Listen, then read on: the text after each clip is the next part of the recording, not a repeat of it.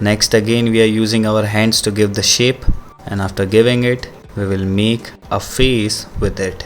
We have made the eyes and the mouth, and now the head of the prince. We have made the prince, and at last we will color it, and your beautiful drawing is complete.